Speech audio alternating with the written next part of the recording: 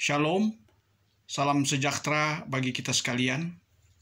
Saudara-saudara yang kekasih di dalam Tuhan, untuk merenungkan firman Tuhan sepanjang minggu ini, sesuai dengan tema yang dipilih oleh gereja kita, Gereja Masehi Injili di Minahasa, terdapat dalam kitab Mazmur 138 ayat 1 sampai 8. Kita akan membaca bersama.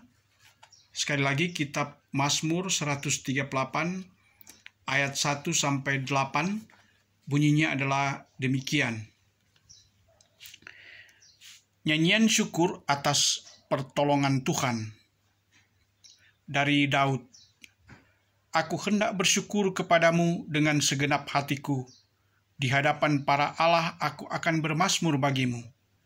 Aku hendak sujud ke arah bait-Mu yang kudus dan memuji namamu. Oleh karena kasih-Mu dan oleh karena setia-Mu, sebab Kau buat namamu dan janji-Mu melebihi segala sesuatu. Pada hari aku berseru, Engkau pun menjawab aku. Engkau menambahkan kekuatan dalam jiwaku. Semua raja di bumi akan bersyukur kepadamu, ya Tuhan, sebab mereka mendengar janji dari mulut-Mu. Mereka akan menyanyi tentang jalan-jalan Tuhan, sebab besar kemuliaan Tuhan.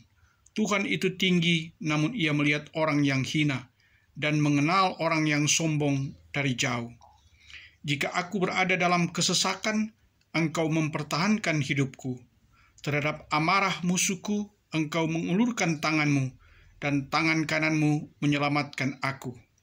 Tuhan akan menyelesaikannya bagiku. Ya, Tuhan, kasih setia-Mu untuk selama-lamanya. Janganlah Kau tinggalkan perbuatan tangan-Mu.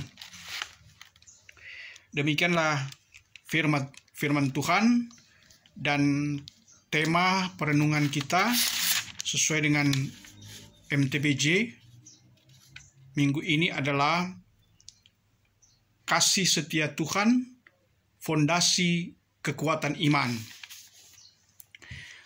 Saudara-saudara yang kekasih di dalam Tuhan, kitab Mazmur adalah kitab yang berisikan nyanyian, doa, puji-pujian, dan penyembahan umat Israel kepada Allah yang senantiasa memberkati kehidupan mereka. Dan di dalam kitab Mazmur ini terdapat beberapa nyanyian, pujian, dan doa dari pemazmur, baik itu dari Daud maupun juga dari penulis-penulis lainnya. Kitab Mazmur berisikan 150 pasal. Sebagian besar ditulis oleh Daud.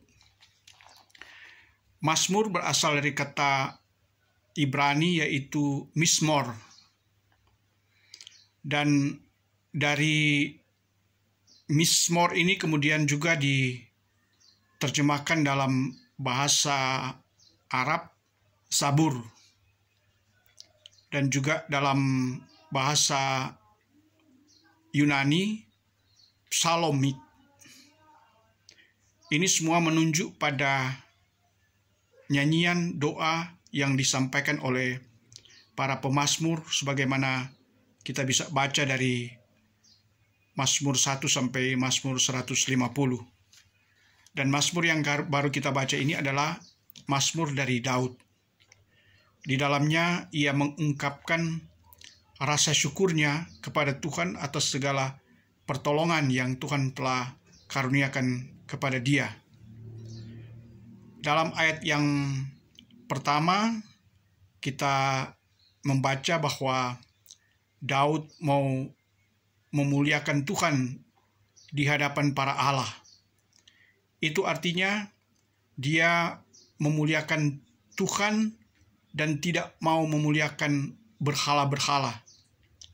Dalam hal ini, berhala itu adalah kepercayaan-kepercayaan kepada kekuasaan lain di luar Tuhan. Bahkan juga ada yang memuliakan manusia, entah itu penguasa atau juga kekuatan-kekuatan lain di luar Tuhan. Kemudian di ayat yang kedua, Mazmur Daud ini menunjuk pada doa yang diarahkan ke bait-Mu, ke bait Allah. Di zaman Daud tentu belum ada bait Allah, tetapi yang dimaksudkan dengan mengarahkan doanya ke hadapan bait Tuhan adalah diarahkan ke tabut perjanjian, yaitu di kemah suci, di mana dalam tradisi orang Yahudi ketika mereka berdoa, mereka meyakini bahwa kehadiran Allah ada di dalam tabut perjanjian itu sendiri.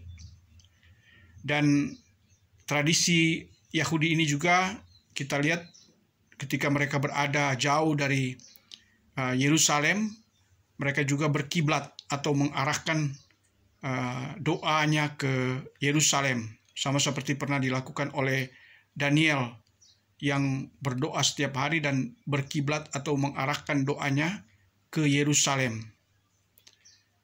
Kemudian dalam ayat-ayat selanjutnya memberikan suatu pernyataan iman dari Daud sendiri yang mengalami berbagai pergumulan, menghadapi para musuhnya, tetapi Tuhan selalu datang menolong dia. Dia bukan hanya bersyukur dengan berkat-berkat, tapi juga dengan segala penderitaan yang dia alami.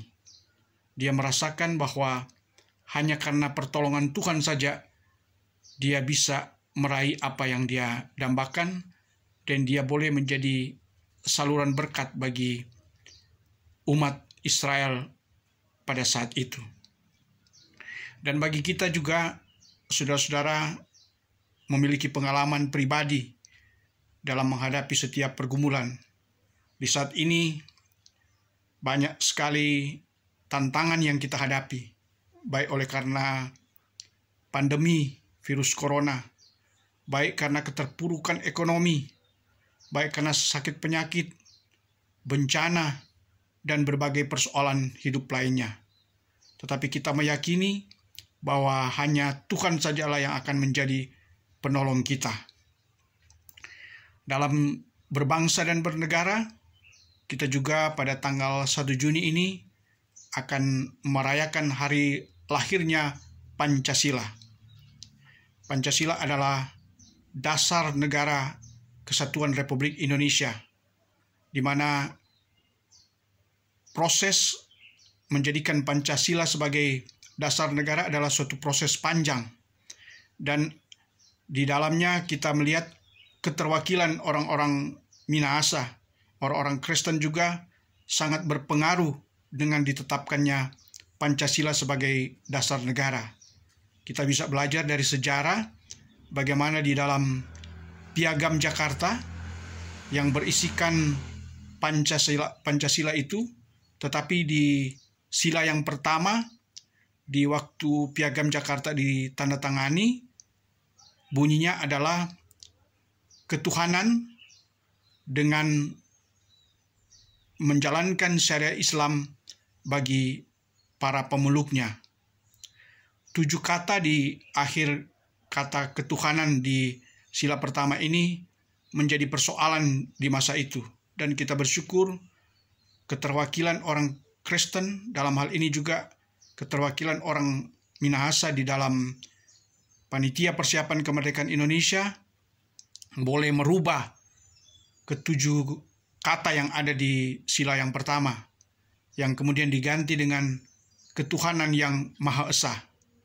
Dan sampai saat ini Pancasila tetap menjadi dasar negara kita dan menjamin kebebasan kita untuk beragama.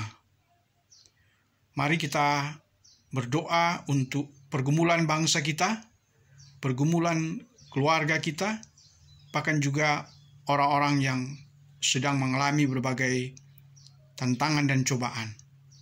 Dan marilah kita juga selalu bersyukur kepada Tuhan atas segala pertolongan yang Dia berikan bagi kita dan juga bagi semua orang yang percaya kepadanya. Sekian dan terima kasih. Tuhan memberkati. Amin.